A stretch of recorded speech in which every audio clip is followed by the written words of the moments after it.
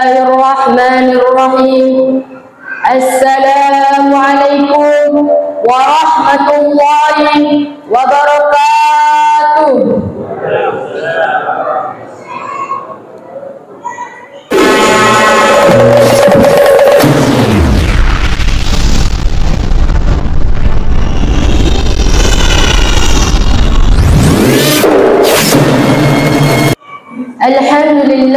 Alhamdulillahi hadana lihada wa ma kunna linahtadiya wallahu an hadanallah wassalatu wassalamu ala asrafil anbiya'i wal mursalin wa ala alihi wa ashabihi ajmain, amma ba'd. Pertama-tama dan yang paling utama, kita panjatkan puja dan puji syukur atas kehadiran Allah Subhanahu wa Ta'ala yang telah memberikan kita nikmat. Di antara nikmatnya yaitu nikmat iman, nikmat kesehatan, dan nikmat kesempatan. Dan kita dapat berkumpul di masjid ini guna semata mencari ridhonya Allah Subhanahu wa Ta'ala. Salawat serta salam kita anjurkan kepada baginda Nabi Muhammad sallallahu alaihi wasallam, Allah yang telah membawa kita dari zaman jahiliyah menuju zaman Islamiyah, dari zaman naik unta menuju zaman naik mobil Toyota, atau dengan kata lain minaz zulumati ilan nur aw ila siratim mustaqim. Hadirin wal hadirat rahimakumullah, pada kesempatan kali ini saya akan membawakan ceramah yang berjudul Janganlah Berbohong. Orang-orang yang gemar berbohong akan mendapatkan azab yang sangat pedih. Kelak di alam kuburnya nanti mereka akan merobek-robek mulutnya sendiri sampai hari kiamat tiba. Seseorang yang terbiasa berbicara bohong atau mendusta menjadi tanda bahwa dirinya terkena penyakit hati.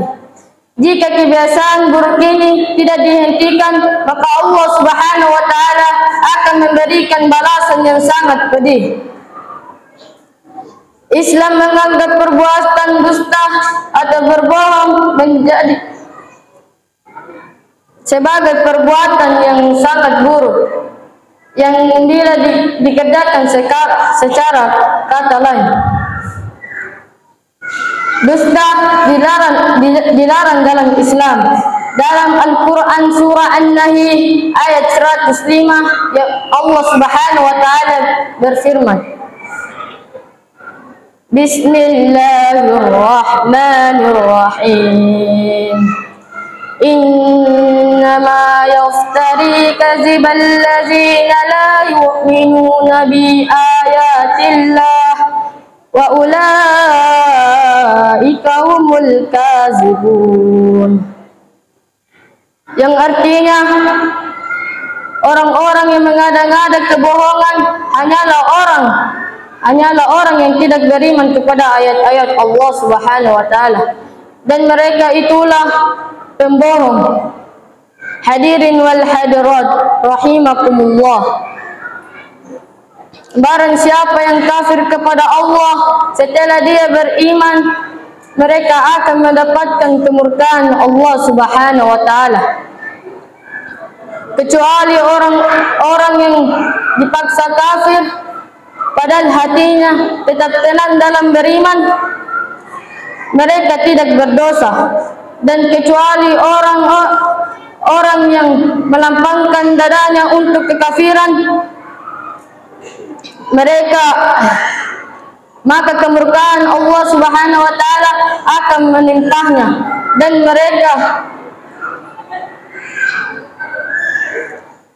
mereka akan mendapatkan balasan yang sangat besar. Hadirin wal hadirat rahimakumullah, mungkin cukup saja ceramah yang saya dapat sampaikan, kurang lebihnya mohon dimaafkan. Saya tutup dengan ucapan wabillahi taufiq wa da'watu wal irsad. Summa assalamu alaikum warahmatullahi wabarakatuh.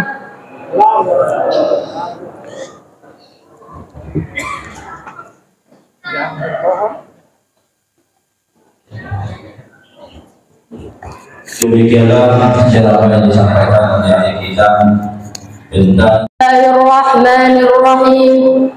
Assalamualaikum warahmatullahi wabarakatuh.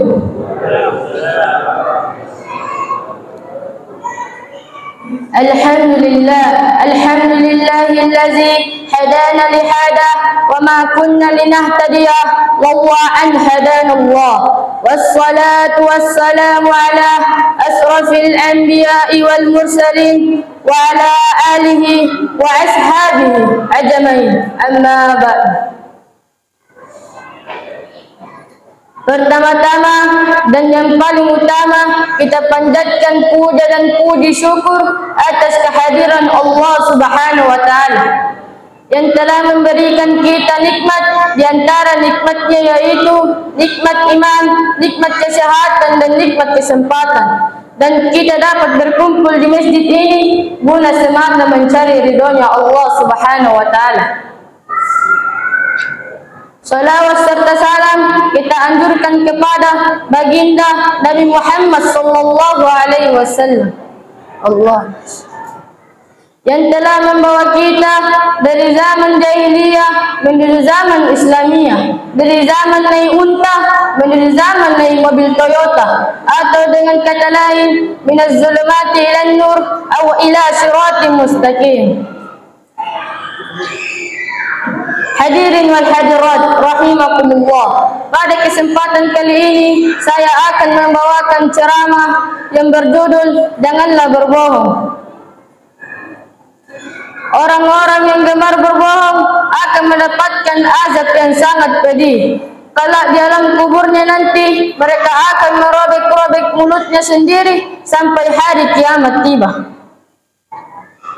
Seseorang yang terbiasa berbicara bohong atau mendusta menjadi tanda bahwa dirinya terkena penyakit hati. Jika kebiasaan buruk ini tidak dihentikan, maka Allah Subhanahu wa Ta'ala akan memberikan balasan yang sangat pedih. Islam menganggap perbuatan dusta atau berbohong menjadi sebagai perbuatan yang sangat buruk yang bila dikerjakan secara kata lain. Dusta dilarang dalam Islam. Dalam Al-Quran surah An-Nahl ayat 105 Allah Subhanahu wa Ta'ala berfirman, Bismillahirrahmanirrahim. Innama yaftari kazibal ladzina la yu'minuna bi ayatillah wa ulaika humul kazibun. Yang artinya orang-orang yang mengada-ngada kebohongan hanyalah orang yang tidak beriman kepada ayat-ayat Allah Subhanahu wa Ta'ala, dan mereka itulah pembohong.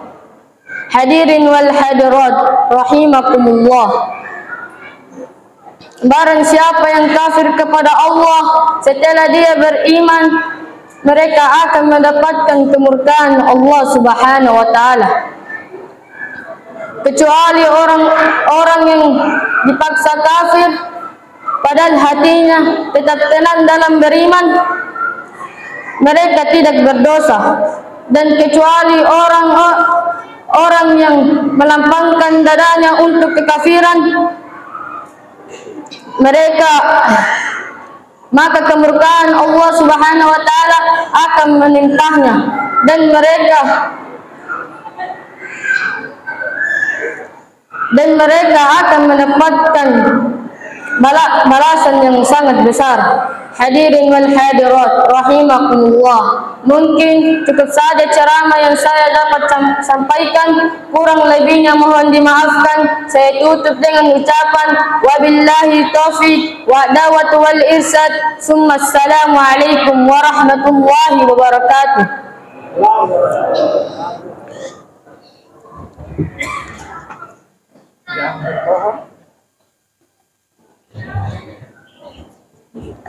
Demikianlah ceramah yang disampaikan